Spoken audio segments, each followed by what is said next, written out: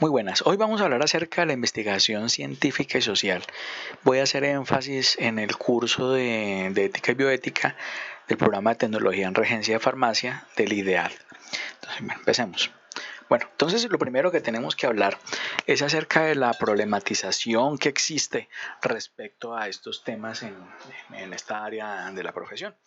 Entonces aquí una de las cosas importantes que tenemos que tener en cuenta es el hecho de que muchas veces nosotros estamos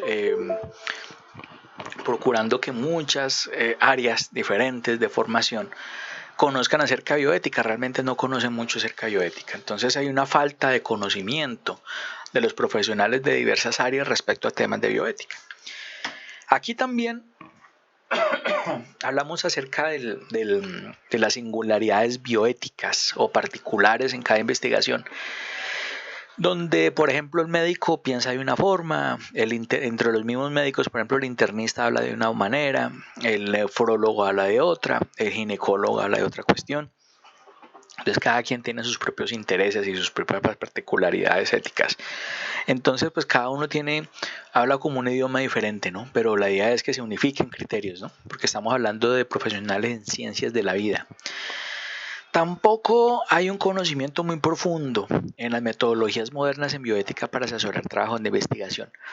Esto ya es dado por las diferentes instituciones que no se preocupan muchas veces por hacer que sus profesionales sean coherentes en este aspecto y muchas veces lo dejan a la deriva en la formación de cada quien.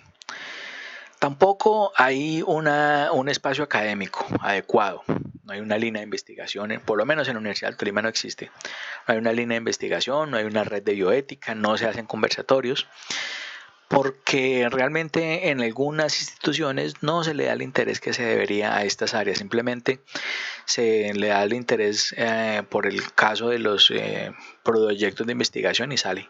No hay más que avalar en cuanto a la bioética. Entonces aquí es donde pues realmente estos espacios hacen falta para poder hacer de una manera más amplia y participativa este asunto de la bioética. Cuando nosotros hablamos de la justificación del por qué es importante hablar de ética en la investigación en la universidad, entendemos de que hay necesidades como las de crear grupos interdisciplinarios y transdisciplinarios para toma de decisiones sobre temas de investigación. También hay una necesidad de crear investigaciones de calidad buscando la excelencia. Hay que motivar buenas prácticas en ética y bioética, hay que aumentar la conciencia de los investigadores sobre los elementos de la vida. Y el ejemplo que yo les coloco acá es, por ejemplo, el código de ética de la investigación creado o escrito por personas que participan en la Universidad de Antioquia, donde cada uno de estos temas del decálogo se socializan con los investigadores. Entonces todo miembro de la comunidad universitaria debe conocer esto y que participe en procesos de investigación debe conocerlos, y eso se hace básicamente en torno a unas iniciativas que se quieren por parte de la universidad o del gobierno universitario para que se hagan experimentos o investigación de alta calidad. Eso básicamente es una cosa interesante que acá se está haciendo. Muchas veces nosotros hablamos de la legalidad y la legitimidad. Hay una diferencia grande entre esas dos cosas. Una cosa es que sea legal, otra cosa es que sea legítimo, ¿cierto? Entonces, pues aquí también hay una serie de factores que nos pueden empezar como a pensar. Por ejemplo, yo les coloco el ejemplo del famoso Cytotec. ¿Sí? Que eso es un producto, ustedes saben que es de origen de una prostaglandina 2 que al ser prostaglandinas pues obviamente va a provocar que el organismo se engañe y crea que pues la mujer no está embarazada y libera una serie de sustancias que hacen que se pierda el producto. Esto es un método anticonceptivo, o bueno, de contracepción más bien, porque ya hay producto. O sea, no evita el embarazo, pero sí lo hace aborto. Entonces, eso es un método que muchas veces lo hacen y lo promocionan como un método abortivo fácil, legal y útil y seguro. Pero yo creo que de seguro no tiene mucho. Si ustedes hablan con cualquier ginecólogo y hablando de este método les va a decir, bueno, ¿y la ecografía dónde está? ¿Qué tal que sea un embarazo ectópico? Si ustedes hacen eso, la mujer se muere porque hay una ruptura dentro del, porque el producto no está en el útero, está en un ectópico, pues su nombre lo dice, está por fuera del sitio donde debería estar. Entonces generalmente están los cuernos, ¿no? Y si esto sucede en un cuerno, obviamente puede haber una hemorragia muy fuerte si esta mujer se aplica este producto y se lo toma. Bueno, hay que aplicarlo y tomárselo. Entonces le podemos provocar una muerte a esta mujer si se hace de manera inadecuada. Obviamente ustedes saben que la presencia de embarazos ectópicos es muy baja. O sea, la incidencia es muy baja, pero existe, ¿cierto? Aparte de eso, hay que pensar también que la prueba positivo salga, la prueba de embarazo salga positiva, porque si no es simplemente es un desorden hormonal que provoca que no la mujer no haya tenido su regla por varios días. Entonces acá pueden suceder cosas muy graves.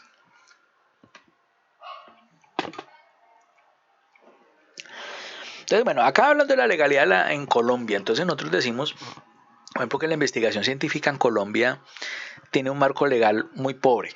Acá debemos empezar a investigar, de pronto hay un par de resoluciones que nos apoyan a los investigadores y todo este cuento. Obviamente últimamente es donde más se ha dado esto, pero no es muy dado a que esto suceda.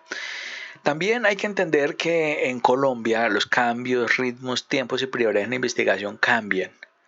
O sea, ¿por qué? Porque depende del gobierno de turno. ¿Se acuerdan que hace un tiempo, por ejemplo, el gobierno de Uribe pretendía hacer que las multinacionales de agroquímicos empezaran a investigar más acerca de cómo hacer más productivos los campos de monocultivos? Hoy en día, con el gobierno de Santos, eso se derrumbó y se le dio más interés a la agricultura a pequeña escala, que es mucho más productiva que la de a gran escala.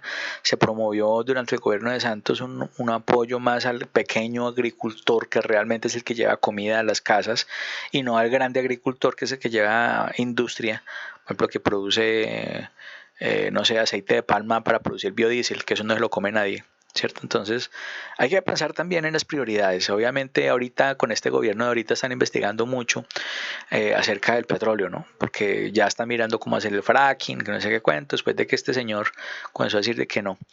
Y bueno, y ahorita por el cuento de la COVID-19, pues están también investigando con otras cosas. O sea, eso hay muchos cambios y eso también dependen de las modas que sucedan. Entonces aquí también es donde nosotros podemos decir de que hay acciones dispersas en otros campos, por ejemplo, lo que les decía yo, los transgénicos y su legalidad. Ustedes saben que un transgénico es un organismo genéticamente modificado con fines productivos. Entonces, por ejemplo, ustedes sabían que la mayoría de plantas que nosotros cultivamos en el mundo para alimentación de las personas son transgénicas. Entonces estamos hablando, por ejemplo, del arroz, la papa, el maíz, la caña, el algodón. Bueno, el algodón no se come, la soya, sobre todo la soya, han provocado una cantidad de daños ambientales brutales. Por ejemplo, ya países como Argentina, el norte de Argentina, Brasil y Bolivia están fregados con el cuento de la soya transgénica, porque allá se ha tumbado selva para sembrar soya, ¿cierto? Y esa soya generalmente va para la industria. Muy poca de esa soya va para alimentar personas. Entonces ustedes saben que de la soya sacan papel, sacan azúcar, sacan ácido cítrico, sacan una cantidad de cosas. Y una pequeña parte, yo diría, pues según lo que estuve leyendo, cerca de un 10 al 15% de esa soya transgénica es usada en alimentación humana. Mucha de esa soya para alimentación de animales. Bueno, es un ejemplo. Aparte de eso, no se está invirtiendo en la formación de doctores y magísteres en Colombia. Hay un dato que dice que más o menos en Colombia existen 160 doctores por cada 100.000 habitantes. O era cada millón, bueno, creo que eran cada 100.000. Es un dato de todas maneras muy bajito. Por ejemplo, cuando hay países que tienen un doctor por cada 100 habitantes, o dos doctores por cada 100 habitantes, como por ejemplo Estados Unidos. Entonces, o Brasil, que tiene hasta 5 doctores por cada 100 habitantes, entonces, o Cuba, que tiene, bueno, etcétera. Acá no les para muchas bolas a esto. Entonces, ¿y quiénes son los que hacen ciencia en un país desarrollado? Los doctores, o sea, los PhD y los magísteres. Ellos son los que hacen verdaderamente la ciencia. Entonces, cuando uno se forma como doctor, pues no es porque le digan a uno doctor, porque por ejemplo a mí no me gusta que me digan doctor, pero entonces lo están uno formando con unas bases fuertes, epistémicas, fuertes y sólidas para hacer que uno vea esto de otra forma. También tenemos que tener en cuenta que la participación en el diálogo internacional es nula o muy poca en temas de investigación científica. Colombia realmente no se ha caracterizado por tener una participación muy fuerte en temas de investigación científica. Entonces hay que pensar también que muchas veces estos avances que se dan a nivel local, muchas veces no se ven porque no hay una participación, no hay patrocinios tampoco. Entonces aquí es donde nosotros hablamos también que los mismos estados, el mismo gobierno se ha encargado de que esto suceda. Por ejemplo, con los cambios de gobierno vienen detrás una serie de burocracia que está anexa a este proceso de cambio de gobiernos. Entonces, pues obviamente cambia el director de Colciencias, cambia el director de los institutos de investigación, cambia en las universidades, cambian, sobre todo las públicas, cambian los directores de jefes de departamento, bueno, etcétera. Y esto está haciendo que realmente no haya una continuidad en los proyectos. Por ejemplo, ustedes sabían que en menos de 10 años han habido más de 15 directores en Colciencias, no llegan a durar el año, ¿cierto? Entonces, ¿esto qué hace? Mire, el último que hizo, bueno, el último que estaba medio haciendo las cosas bien solamente duró 4 meses, no lo dejaron, porque él se puso a abrir la boca a decir, no, es que a nosotros no nos está respetando como científicos, y es cierto, no nos está respetando como científicos. Aparte de eso, las empresas no están patrocinando los proyectos de investigación de una forma sólida y coherente. Bueno, no digo todas, porque yo sí he participado en proyecticos donde la empresa privada ha participado aportando dineros importantes, ¿cierto? Resulta que en Colombia el estatuto tributario, el artículo 115, permite que las empresas puedan aportar a la ciencia de diferente forma, ya sea por ONGs o organizaciones no gubernamentales que tienen como finalidades aspectos ambientales, educacionales o culturales, y es bajo esos tres parámetros ellos pueden aportar a esas ONGs y la ONG le brinda al usuario, al gran participante, a la empresa, un certificado que es válido ante la DIAN por la plata que invirtieron en este. Entonces ellos cuando les toca pagar impuestos simplemente hacen estas donaciones, ¿no? Luego les explico más en detalle este asunto que es un cuento interesante. Entonces esa es la forma, lo que pasa es que, y esas inclusive son las formas en que muchas empresas grandes se autopagan los impuestos de ellos mismos. Miren lo que pasa con el éxito, por ejemplo. Bueno, luego les explico también. También las multinacionales son las que están pagando estos emprendimientos científicos, pero en estos emprendimientos científicos no están participando los científicos colombianos, porque ellos prefieren pagarle a un doctor o un magíster de afuera a un personaje de acá, ¿cierto? Ustedes saben que obviamente hay mucha competencia en este gremio y obviamente pues los extranjeros ganan porque las multinacionales pagan en dólares, ¿no? Entonces obviamente ellos tienen más experiencia en eso, pero están desconociendo el gran potencial que tenemos acá. Y pues no hay un interés estatal, no hay una política seria de investigación científica en Colombia. Yo no he visto que el gobierno nacional se preocupe por los científicos, por darnos una categoría de investigadores donde de una u otra forma podamos sacar adelante nuestros proyectos de una forma adecuada y patrocinada, ¿no? Bueno, les quiero mostrar un videito que habla sobre las parteras. Ay, esperen, qué pena.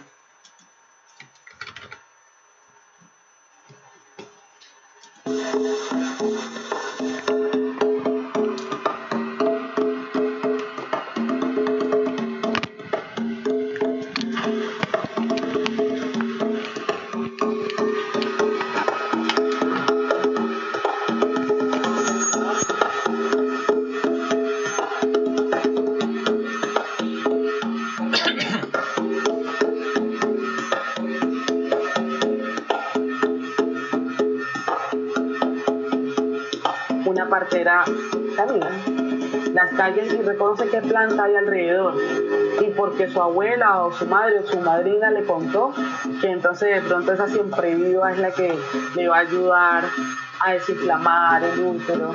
¿Sí? Entonces, ahí hay partería y por eso se da en todos los espacios donde cada mujer esté decidida a acompañar a otras mujeres.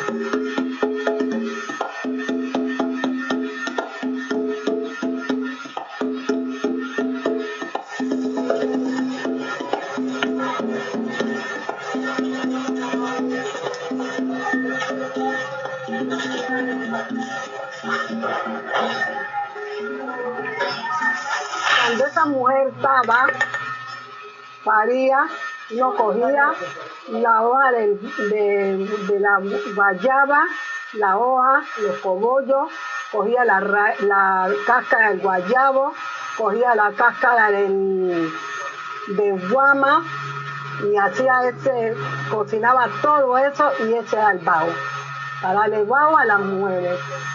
Y se pringaba.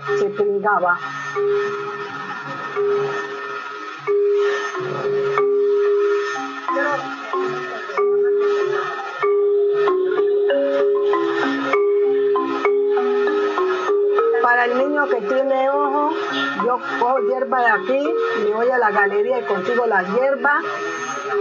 Mamá se les da, toma y les mete sonido a los niños.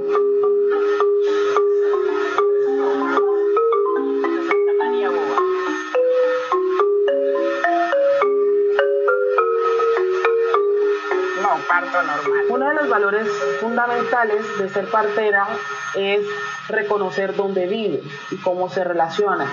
Ella reconoce una familia extendida que es la que posterior le va a enseñar a ese niño o niña que nace. Ella reconoce dónde está el río, dónde está la marea, dónde están las plantas.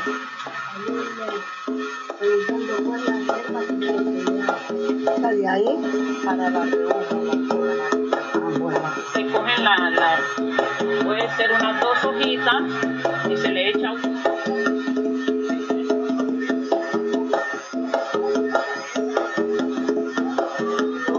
para cocinarle de todo con madera. Mata, tan linda, como amanecieron, mis matas.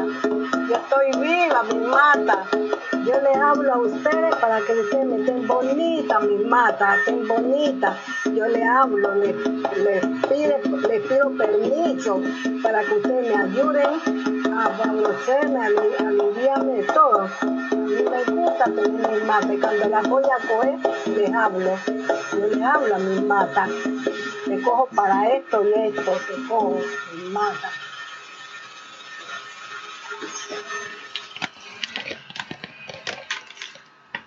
Bueno, este es un documental que se hizo básicamente para reivindicar el oficio de las parteras. Bueno, ¿por qué comienzo yo a hablarle de las parteras en este momento?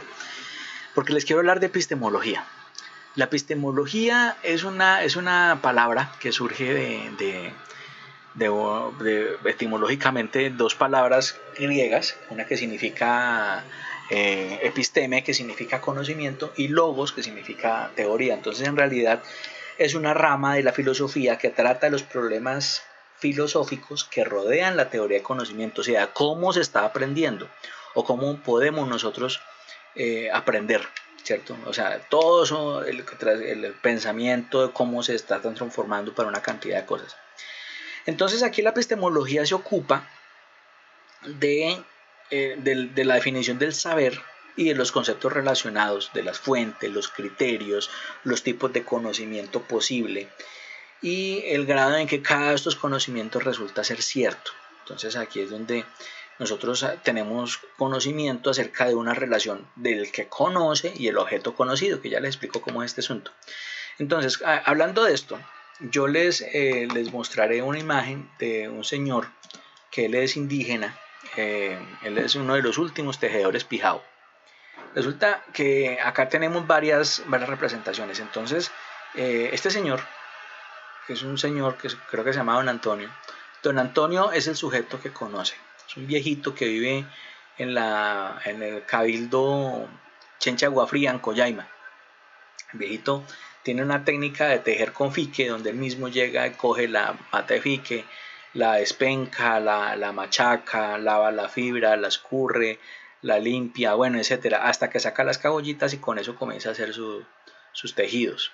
Entonces, él hace de mochilas, hamacas o que sea, pero con esa técnica de tejido. Entonces, el sujeto que conoce ese arte es don Antonio. Ese es el sujeto que conoce. El objeto conocido es el arte de tejer, o sea, cómo hacer la mochila, mejor dicho. La operación de conocer ya implica cómo se tienen que hacer los nudos, toda la experiencia que tiene este señor abarcando esto, cuántas veces tuvo que equivocarse para poder tejer, por ejemplo, ¿cierto? Y el resultado obtenido es lo que al final se pudo recopilar con todo este proceso que es la mochila, ¿cierto? Es una foto real de una mochilita que me hizo don Antonio a mí. Entonces, acá es donde nosotros tenemos que entender que hay 4 elementos. Esos 4 elementos, el primero es el sujeto que conoce, luego el sujeto conocido, la operación misma de conocer y el objeto obtenido, que es la información recabada acerca del objeto. Entonces esto se parece mucho a un asunto que a veces yo comparo con el método científico. Entonces donde en realidad el sujeto se pone en contacto con el objeto y obtiene una información acerca del mismo. Entonces acá nosotros vemos que hay unas personas haciendo observaciones, luego se preguntan acerca de qué es lo que vieron, se plantean unas diferentes formas de solucionar ese conflicto, o sea, se experimenta para ver cuál de esas formas es la más viable, sacan unas conclusiones, documentan eso, se hacen nuevos descubrimientos y surgen nuevas preguntas para seguir aprendiendo. Entonces el método científico no es lineal, ¿cierto? Siempre es cíclico y es una forma también de entender que cuando nosotros tenemos una representación interna correspondiente a algo, basándonos en que existe una congruencia entre la representación entre el objeto y esto que significa para nosotros, podemos decir que estamos en posesión de una verdad, porque pueden ser varias, ¿cierto? Entonces acá yo les coloco el ejemplo de la Coca-Cola. Entonces ustedes dirán, uy, la Coca-Cola, claro, la Coca-Cola. Entonces tenemos 3 tipos de conocimientos. Entonces el sensible, que es ese que obtenemos por medio de los sentidos. Entonces, por ejemplo, cuando ustedes conocen algo, por ejemplo, por los sentidos, en el caso de la Coca-Cola, ustedes descríbanla, es un líquido, si ustedes la toman fría, entonces un líquido de sabor dulce, ahí están sintiendo el sabor a fría temperatura, entonces ya está el tacto. Las burbujas suenan, entonces el hielo suena, entonces el color también lo ven, o sea, están usando sus sentidos, si ustedes la saborean también están usando sus sentidos. Y los que de pronto saben, más adelante pueden diferenciar una Coca-Cola normal de una Coca-Cola sin azúcar, una Coca-Cola de otra gaseosa. Dice, no, esto no me engañan, ¿es Coca-Cola o es Coca-Cola? ¿Cierto? Entonces ya ese es el conocimiento obtenido por los sentidos, o sea, conocimiento sensible. Cuando nosotros hablamos de tipos de conocimiento, quiero aclarar que existen muchas otras. Yo adopté esas 3 categorías, pues son como muy grandes, ¿no? Entonces, para que lo vean así, el conocimiento conceptual consiste en esas representaciones invisibles y materiales, pero universales o esenciales. Entonces, acá entendemos el concepto de la Coca-Cola como algo universal. Por ejemplo, en todas partes del mundo occidental sabemos que es una Coca-Cola, ¿cierto? Entonces, porque ya alguna vez hemos tenido contacto con ellas, nos las han metido por medio del impulso, del comercio y una cantidad de cosas para que nosotros conozcamos la Coca-Cola. En el mundo, el conocimiento holístico, ese que proviene de la intuición, depende de la visión particular del que aprende. Entonces acá yo les hago un comentario. Resulta que la Coca-Cola tiene un color de una bebida que realmente en la vida natural o en un hombre que nunca ha visto una gaseosa de estas no tomaría. Un líquido oscuro. O sea, yo en la naturaleza yo ver un líquido de ese color, ni por y aparte eso burbujeante, yo ni lo probaría, ¿cierto? Entonces lo primero que yo veo así, yo sería, uy, no, eso no es comestible. El color, aparte de su burbujeante y sonidos raros, y aparte de eso, pues no se viene empacado en una botella rarísima además, entonces yo digo, no, eso debe ser un veneno. Entonces, eso es algo intuitivo, pero si yo veo que alguien está tomando la gaseosa y la disfruta, y dice, venga, es que será que es rica, pues venga, probémosla a ver. Entonces ahí comienza ya esa visión particular a hacer una cantidad de extracciones. Entonces, esas 3 tipos de conocimientos son los que yo hago referencia. Entonces aquí es donde nosotros podemos entender que hay una cantidad de situaciones en las cuales los científicos nos vemos asomados a una cantidad de relaciones con las comunidades. Por ejemplo, ahí a la primera foto a mano izquierda, o sea, esta foto, son mis compañeros de doctorado. Sí, ya yo soy el de los más ardinos, imagínense, ¿sí? las comunidades mismas trabajando, bueno, acá estoy mi trabajo con animales, las fincas que uno visita, esto es un sistema de cultivo orgánico luego les explico cómo es este cuento. Este es Miguel Altieri. Miguel Altieri está hablando con don José, que es campesino. Este es un agroecólogo muy famoso, es el fundador, él es chileno, él es fundador de la Sociedad Latinoamericana de Agroecología y es una de las personas que más ha escrito libros sobre agroecología. Y mire la forma tan amable que habla con el campesino explicándole cosas. También hablamos del trabajo en laboratorio, ¿sí? De que trabajan con comunidades. Ese es un médico tradicional acá cerquita. Los campesinos como tal, jornaleros, los indígenas, bueno, etc. Todo eso tiene que ver con ese trabajo. Entonces aquí es donde uno comienza a mirar que las relaciones éticas que tiene la investigación con diferentes áreas de conocimiento son muy diversas, desde el manejo de plantas y animales, recursos citogenéticos, personas, comunidades, biodiversidad, inclusive las ciencias exactas teóricas, ¿cierto? Inclusive el software tiene que ver con ética.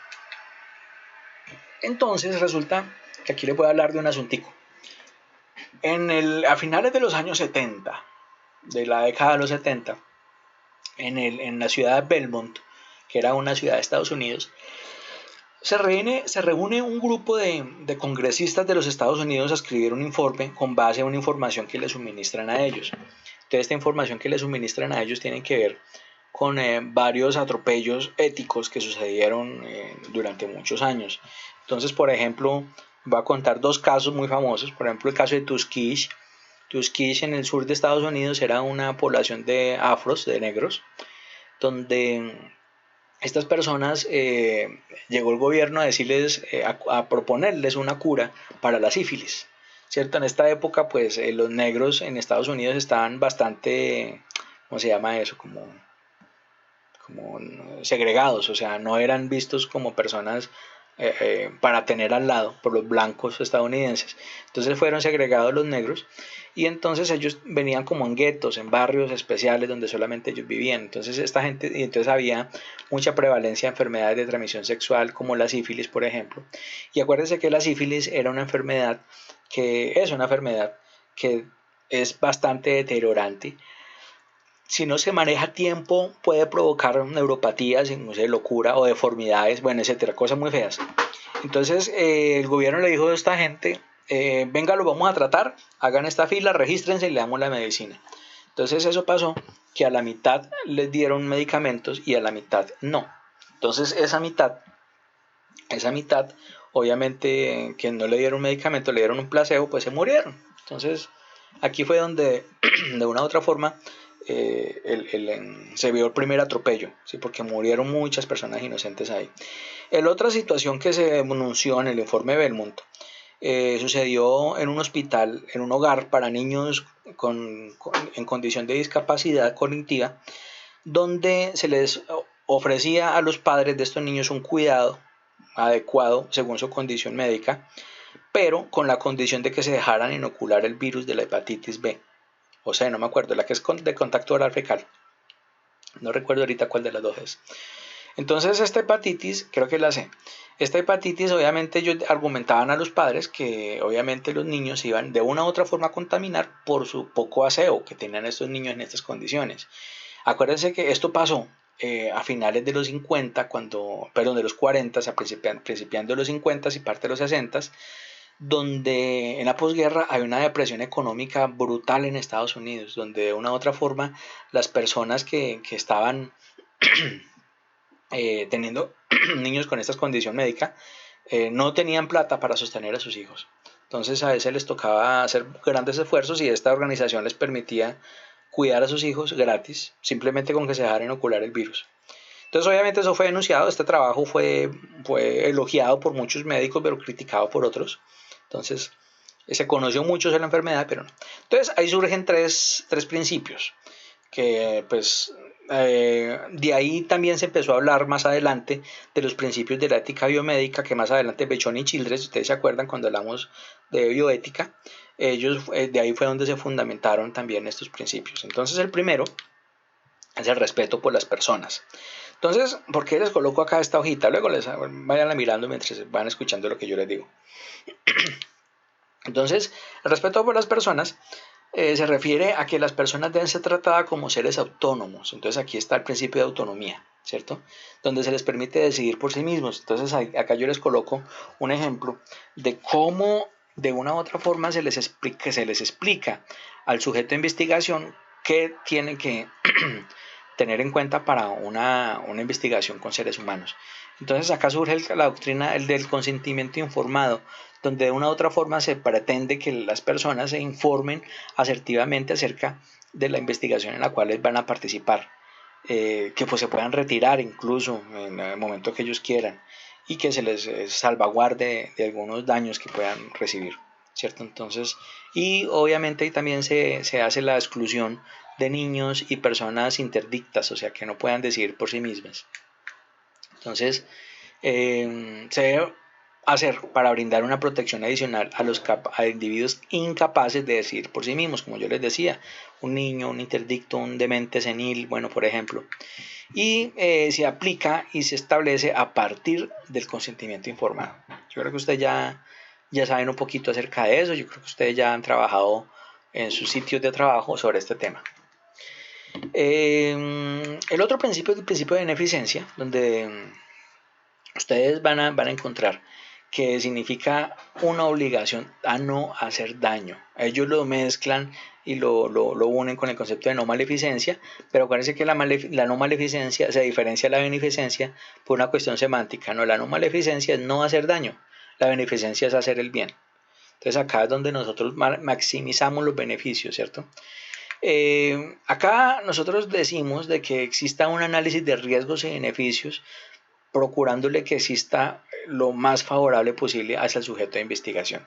Entonces yo coloco acá el avisito, por ejemplo, de la discapacidad visual, donde de una u otra forma a las personas que tienen ese tipo de problemas podrían de una u otra forma ser objetos de investigación, siendo vulnerables. Pero entonces hay que darles como algunos darle la participación para que ellos puedan decidir por sí mismos también. Ya la justicia, yo acá estoy colocando el ejemplo de una planta que ellos usan mucho, que es la Spermococce levis, que le dicen cáncer de peña o cáncer de peñasco, que usan como parte de su herbolaria tradicional pijao, ¿cierto? Ellos lo usan para muchas cosas, para golpeaduras, también lo están usando para cáncer de seno, bueno, etcétera. Entonces, se refiere este principio a la distribución de los sujetos de investigación adecuada, de la escogencia de los individuos de investigación, de tal manera que el diseño estadístico del experimento permita que no se elijan personas con algunos atributos morales no adecuados. Por ejemplo, sujetos institucionalizados. Por ejemplo, si yo soy el dueño de un trabajo de investigación y yo tengo empleados a mi cargo, yo no puedo invitar ahí a estudiantes o trabajadores míos porque están institucionalizados y obviamente los datos van a tomarse de forma sesgada, ¿cierto? Porque de una u otra forma pues el investigado va a tomar datos a favor mío o de menor jerarquía, igual, porque si el trabajo es mío, entonces yo por no congraciarme con mi jefe, entonces yo le digo que sí. Entonces eso hay que también tenerlo en cuenta. Bueno, yo les voy a colocar un video cortico sobre los comités de ética en la investigación en la Universidad de Nariño.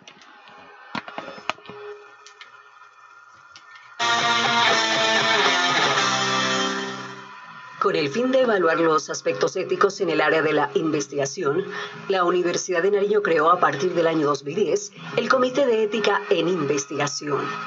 El Comité de Ética en Investigación de nuestra Universidad de Nariño es un organismo que está adscrito a la Vicerrectoría de Investigaciones, Posgrados y Relaciones Internacionales y que está encargado de evaluar y de avalar los principios éticos que son aplicados a la investigación científica mundial y nacionalmente reconocidos. Con esto lo que pretendemos es contribuir a salvaguardar la dignidad, los derechos, la seguridad y el bienestar de todos los participantes en las investigaciones, sean estos humanos o animales.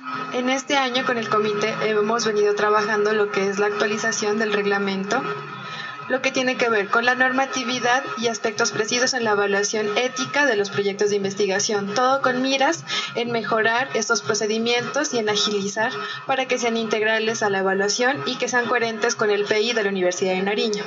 Además, en este segundo semestre vamos a realizar lo que es las evaluaciones de los proyectos de investigación con respecto a las convocatorias de investigación de la Universidad de Nariño, ya sea docentes, estudiantiles y de trabajos de grado.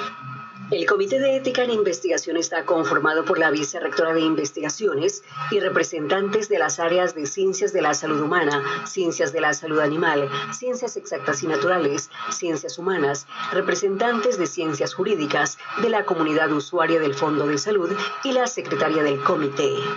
Desde la Facultad de Ciencias Exactas y Naturales y desde el rol que a mí me compete, nos encargamos de evaluar en cierta forma el componente ético, pero principalmente en lo que se refiere al manejo y proceso de información, la privacidad de la información, el manejo de la tecnología y cómo debe hacerse. Hoy en día, por ejemplo, los drones, que están muy de moda, también tienen sus restricciones. En cierta forma nos encargamos de evaluar y darle el aval ético, pero en lo que se refiere a la tecnología y a la información. En el Comité de Ética se desarrolla un proceso de evaluación y de revisión de los proyectos de investigación que están a nombre de la universidad. La investigación que se revisa en el Comité de Ética tiene que ver con los proyectos que concursan. Desde el área de la salud animal estamos pendientes, teniendo en cuenta las leyes que protegen a los animales, sobre todo del maltrato, así como también las reglas básicas del método científico o la investigación en animales. De igual manera, realizamos un aporte en la discusión con respecto a la protección del medio ambiente, con el fin de hacer un seguimiento a todos los proyectos de investigación, tanto jurídicos como sociojurídicos, y que cumplan con todos los requisitos y la normatividad que se establece tanto interno aquí en la universidad como externos. Tenemos nosotros la posibilidad de hacer una reglamentación de tal manera que sea coherente con una normatividad que definitivamente se ajuste a los parámetros nacionales e internacionales en materia de investigación, sea con seres vivos, con animales, con personas que están vinculadas a nivel comunitario y comunidades indígenas, comunidades que de verdad tengan que respetarse derechos, respetarse tradiciones. Hacemos los estudios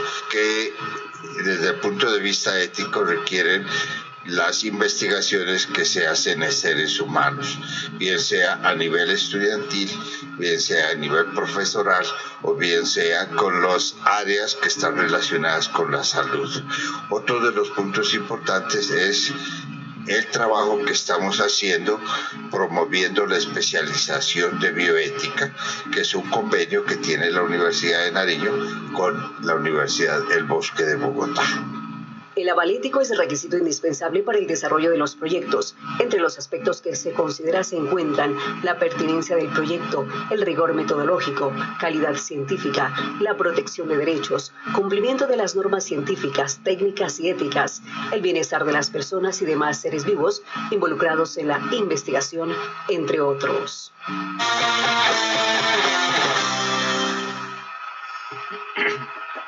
Bueno, entonces como ustedes vieron, aquí hay universidades que están bastante avanzadas en ese tema. La Universidad de Nariño tiene una escuela muy fuerte en esta área. Entonces, como ustedes vieron, los comités de ética en la investigación son grupos de consenso que ayudan a resolver esos conflictos valorativos que se presentan en la investigación, ¿cierto? Entonces, espero que de una u otra forma nos pongan a pensar un poquito acerca de ese tema. Bueno, entonces acerca de las funciones de un comité de ética en la investigación también le vamos a mostrar otro video corto. Esto fue hecho con base a una organización que hace investigación científica también. Entonces,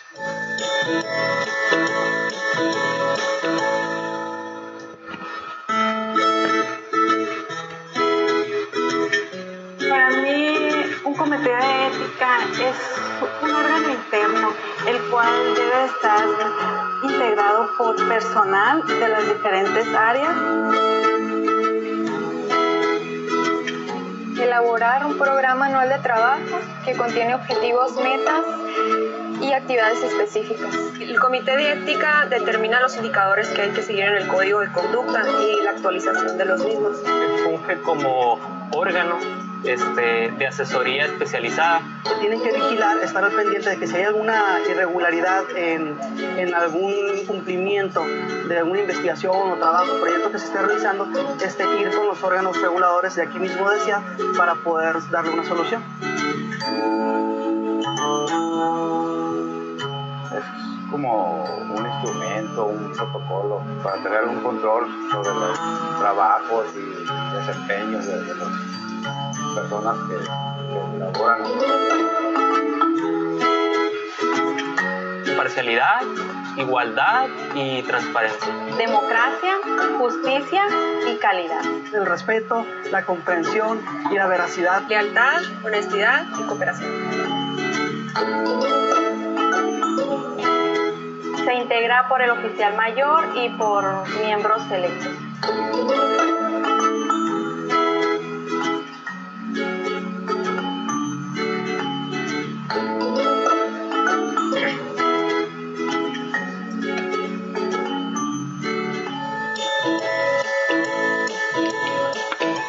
Bueno, como les decía, las funciones de un comité de ética en la investigación son básicamente 4. Primero, proteger a los derechos de las personas o comunidades sujetos de la acción, o sea, los sujetos experimentales. De una u otra forma debemos proteger de injusticias o de personas que no se escojan adecuadamente, bueno, etcétera. Busca la protección. Cuando hablamos de facilitar el proceso de decisión en casos conflictivos, me refiero a que muchas veces hay casos que de pronto tuvieron algún proceso difícil para tratar, y la idea es que al ser unos grupos interdisciplinares y transdisciplinares existan varias disciplinas que nos ayuden a solventarlo de una manera más asertiva y adecuada. Lo mismo también más adelante, eso sirve para que creemos protocolos donde hay problemas también. Por ejemplo, permisos para bioexplotación, para ubicar el tamaño de la muestra, estadística estoy hablando, afectaciones a una comunidad, por ejemplo, el manejo de investigación con mujeres embarazadas o con niños. O sea, hay que decir hasta dónde se puede hacer esto. Y obviamente atender a la formación de bioética de los integrantes y personal de la institución, que debe ser una de las funciones más importantes, porque los mismos miembros del comité deben capacitarse y saber de qué están trabajando acá. Los deberes de los comités también tienen que ser muy claros. Primero, hay que elaborar unos documentos que normen las políticas institucionales en cuestiones éticas, que pueden surgir por el mismo comité o por solicitud de terceros, o por básicamente la evaluación que se hace con casos que ya han tenido una evaluación. Entonces ya se establecen como un documento. Por ejemplo, un caso de estos sucede, por ejemplo, con los casos de eutanasia, por ejemplo. Yo no sé si ustedes se acuerdan, hace un tiempo la eutanasia era algo que era un tabú y no era buen visto hablar de eso. Hoy en día ya la eutanasia se considera un derecho, ¿cierto? Entonces, para que lo tengan en cuenta. Entonces, antes se decía que no, pero ahorita ya se acepta. Yo creo que los que vieron la película Mar Adentro se están acordando mucho de esto. En la asesoría prospectiva, retrospectiva sobre casos o situaciones complejas generalmente ligados a la posible vulneración de derechos fundamentales y principios éticos, nos estamos refiriendo cuando de una u otra forma el comité sirve como asesor para intentar solventar o solucionar una situación. Por ejemplo, un caso de abuso sexual por parte de un médico hacia un subyugado laboral suyo, por ejemplo, no sé, el auxiliar de enfermería que le ayuda, ¿cierto? Entonces, ¿quién le va a creer? O sea, ¿cómo vamos a hacer la investigación y bajo qué punto se pueden hacer eso? O, por ejemplo, que algunas personas tengan como el problema que muchas veces en la investigación se ven presionados por sus jefes para cambiar los datos, bueno, etcétera. Entonces, acá el comité debe velar por eso también. El tercer deber habla sobre los derechos fundamentales de los seres vivos. Debemos velar que estos se cumplan y se respeten. No importa el estatus moral, ¿cierto? Y sea un insecto hasta un bebé de brazos, ¿cierto? Colocando como las diferentes escalas morales, ¿no? Y obviamente debe servir como herramienta pedagógica, o sea, nos enseña cómo actuar en casos de que de una u otra forma podemos enfrascarnos en una discusión que ya pudo haber tenido una solución, ¿cierto? Entonces aquí es donde me gusta hablar de un ejemplo, que por ejemplo acá yo les muestro una imagen donde, si ustedes se dan cuenta, este arco, esto es un arco que se hace en tierra, acaba adornado con plumas, pelas, bueno, una serie de cosas, etc. Estas cositas son rodajitas de cactus de San Pedrito, que eso es un cactus enteógeno que usan algunas comunidades andinas para hacer sus rituales y sus cosas. Y esto es una hoguera, que eso está orientado, no me acuerdo si hacia el este o hacia el norte, no recuerdo bien, fue hace muchos años. Y esto tiene una hoguera como forma de flecha, entonces esto es como un arco y esta es la flecha. Y el chamán o el taita se sienta acá, ¿cierto? Él comienza toda la noche a rezar, a cantar y a ofrecer la medicina a las personas que están acá. Eso es una ceremonia que se llama 4 tabacos, que es de una orientación espiritual que se llama Camino Rojo, eso es muy indígena. Y entonces ellos comienzan a hacer una cuestión de cosas acá. ¿Por qué hago este comentario? Resulta que muchas veces en las comunidades ancestrales, está hablando de indígenas, no importa la etnia, hay personas que usufructúan o usan las medicinas tradicionales de ellos, como el yagé, el San Pedrito, el mezcal, el peyote, bueno, una cantidad de cosas, usándolos a beneficio propio. Entonces se han dado casos inclusive de personas, mujeres que han sido abusadas por estos falsos o malos chamanes o taitas, que de una u otra forma se aprovechan del estado de indefensión que los deja esta sustancia para abusar sexualmente de ellas o robarles plata. Bueno, hay tanta cosa que se puede hacer ahí. Entonces aquí es donde entra la ética, ¿cierto? Donde de pronto, si estamos haciendo un trabajo de investigación social, acá tenemos que empezar a determinar si estamos frente a una persona conocedora del tema o no. Entonces acá yo les comentaba, por ejemplo, que hay mucho charlatán, ¿cierto? Mucho charlatán, entonces hay que saber llegar a esos sitios. Las sabidurías ancestrales son bien interesantes porque de una u otra forma nos enseñan a pensar, nos enseñan a agachar la cabeza y a pensar cuando tenemos dificultades y para luego asumirlas de una manera fuerte. Entonces, ¿por qué nombro esto en la parte de investigación? Porque en la parte de investigación científica muchas veces nos vamos a ser abogados a tener fracasos. No siempre lo que nosotros investiguemos va a estar viable, va a estar bueno. A veces vamos a tener fracasos. Y los indígenas nos enseñan que cuando tenemos un fracaso, pensemos en él para luego no volver a cometer el mismo error. O sea, pensar, agachar la cabeza y volver a hacerlo. Eso es lo que dicen ellos.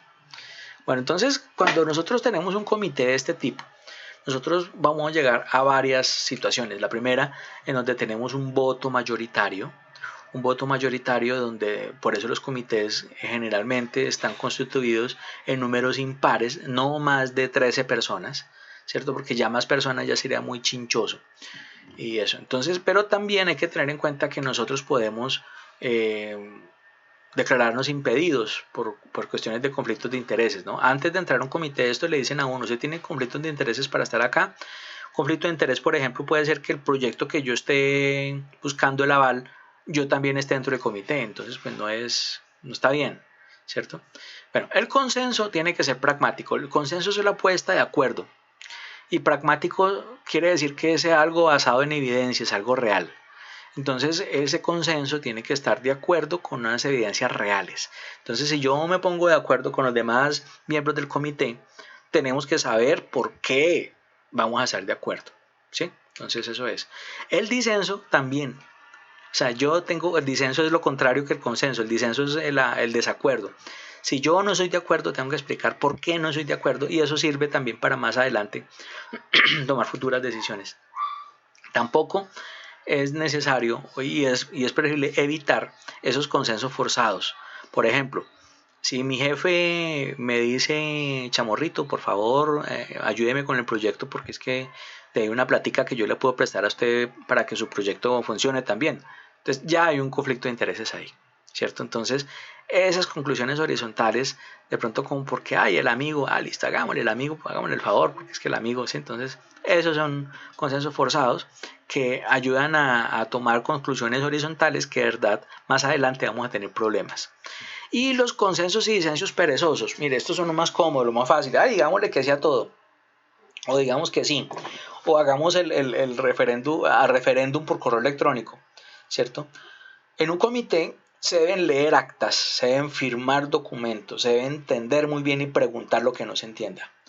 Entonces, cuando a veces, lo digo porque acá inclusive en la universidad alguna vez en un comité nos dijeron, los documentos de los proyectos son estos, vamos a hacer por correo electrónico, ustedes los miran, nos dicen si están de acuerdo o no.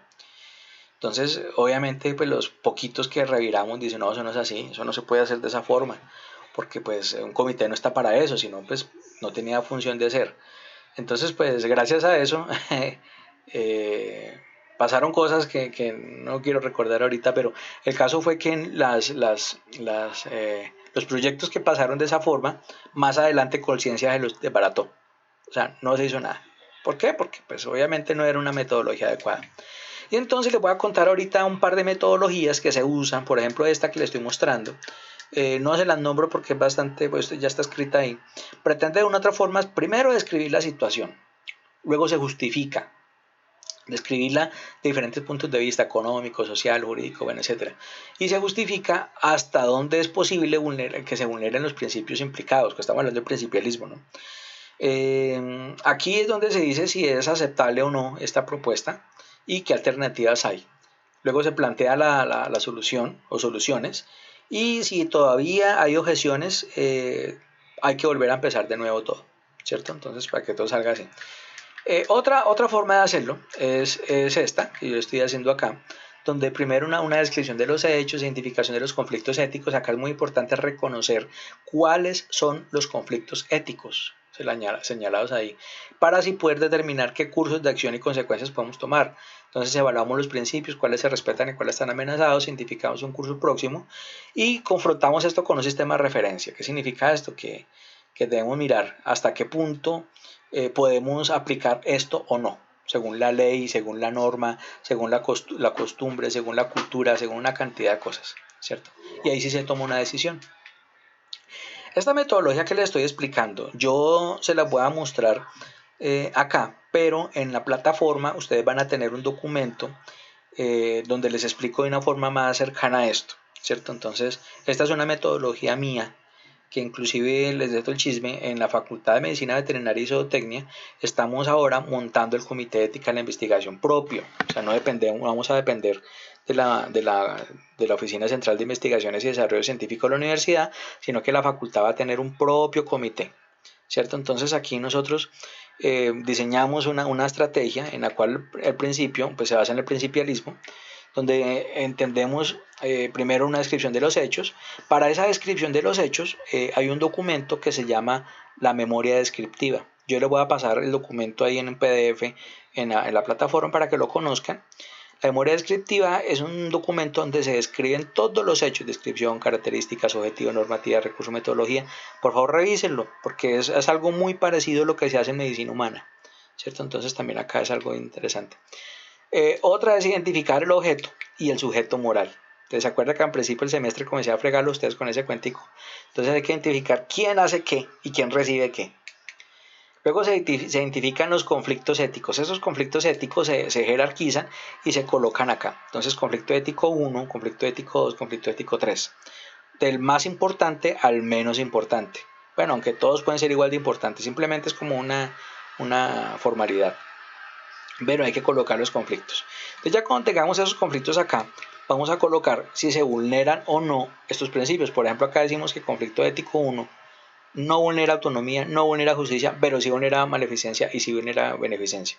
Acá este puede ser sí, sí, no, sí, o este sí, sí, sí, no, por ejemplo, ¿cierto? Para que lo entiendan de esa forma. Entonces esto se toca mirar. Cuando hagamos eso, analizamos esa matriz, miramos cuáles son los principios más afectados, los más que afectan y cuáles se pueden, y de acuerdo con esto, a las posibles soluciones, de acuerdo con el sujeto moral respecto al objeto moral, empezamos a cambiar las condiciones acá. Entonces, por ejemplo, la autonomía, porque acá se vulneró, porque las personas no firmaron. Entonces, bueno, para la solución se le sugiere al investigador de que el consentimiento informado sea hecho de manera tal de que lo entienda, por ejemplo, ¿cierto? Entonces acá, si a veces hay necesidades de obviar, por ejemplo acá dicen que tal comunidad no se pudo censar porque tal cosa. Entonces dicen, bueno, entonces tal comunidad no se tiene en cuenta para el trabajo. Es un mal menor, ¿cierto? Es algo muy chiquito que se puede dejar pasar, ¿cierto? Entonces no se tiene en cuenta y acá tenemos ese conflicto. Las recomendaciones definitivas ya se hace con base al análisis de todo este cuadro.